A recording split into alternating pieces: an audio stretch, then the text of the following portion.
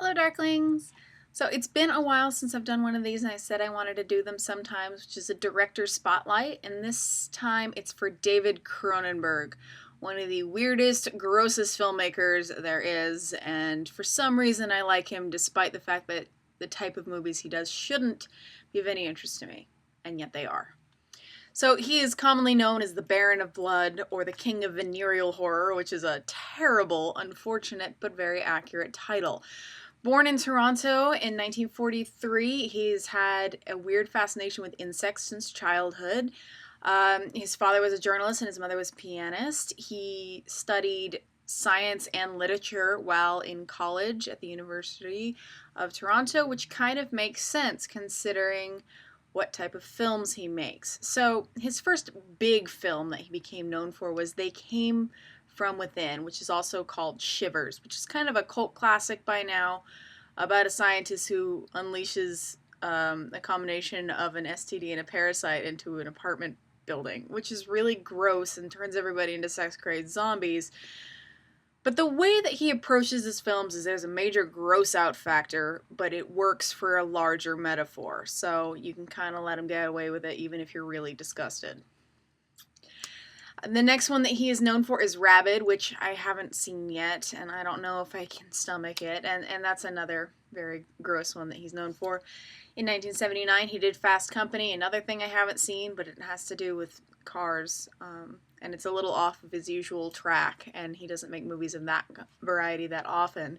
The next one from 1979 is The Brood, which is very weird and very good, and involves a woman who takes her rage and feelings and turns them into strange little creatures that she births. It's really gross, but totally works for this existential metaphor type of thing that he usually works with.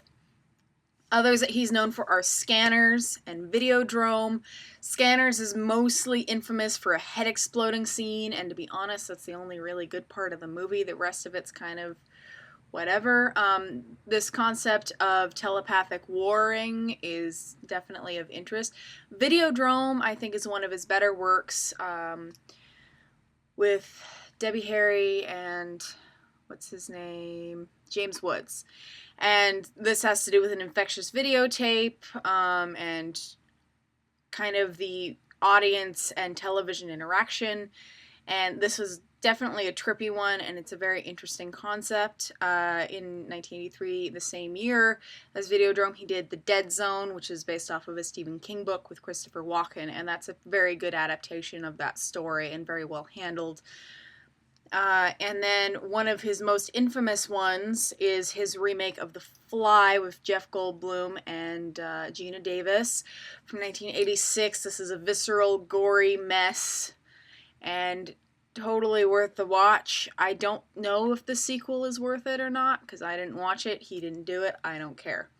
Another one of his that I probably should get around to seeing and haven't is Dead Ringers, from 1988.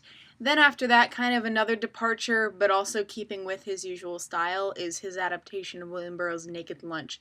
I like this book. That book is terrifying, and so is this movie. But there's no cohesive, coherent plot to be found in the story, so to make a plot out of that mess is very interesting since it's used, since it was based off of the cut-up method that Burroughs was very fond of. But I mean, he used the guy who played RoboCop as his main character, and it's very trippy and very stylish, and it's worth a watch if you can stomach it. He also did a film version of Madame Butterfly, which is odd, but okay. He did another movie called Crash, which I haven't seen. And then the most recent of his movies that I've seen is Existence, with Jude Law. That was weird, dealing with virtual reality games. So while I have seen a good number of his films, I haven't seen all of them. He has been working in the industry since the early 70s, and some of his films are a little bit too gross for me to really go through. But his tendency to use the gross out factor as a visual metaphor for some of the things that humanity fears is very smart. and he's a weird, creepy guy, and does film cameos sometimes, like his relatively large role in Clive Barker's Nightbreed, and he just gets most of the money for his films through the tax system in Canada, which means that he usually starts filming on incomplete scripts on very small budgets and very tight schedules. And it's amazing what he can come up with on such a weird deadline. But it's very creative, and I always appreciate some ingenuity in filmmakers.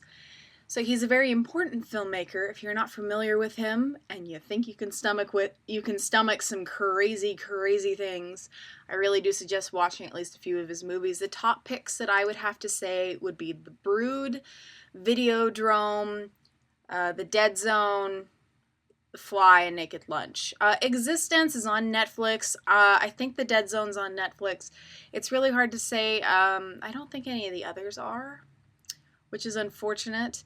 And as far as Scanners goes, go and look up on YouTube Scanners Head Explosion. That's all you need to see of that movie, and it's totally worth the 6 seconds of just random build up and exploding head. There's a lot of mystery and intrigue and weird interactions and outwardly expressed fears in his films. Again, because they are lower budget, some of his gore effects are a little bit more on the creative side, including such odd things as condoms and spaghetti, and like a condom that's filled with spaghetti and meat sauce. That's pretty creepy looking on film, but is surprisingly effective for something that costs so little. And film tricks are something I'm a big supporter of, because as an artist, one of the main things that I end up doing is I have no fucking clue what I'm doing, so I'm going to make it seem like I do. And so when filmmakers are able to employ that, I always consider it a bonus. So if you're not familiar with them, I hope you check out at least a few of these. Until next time, Darklings.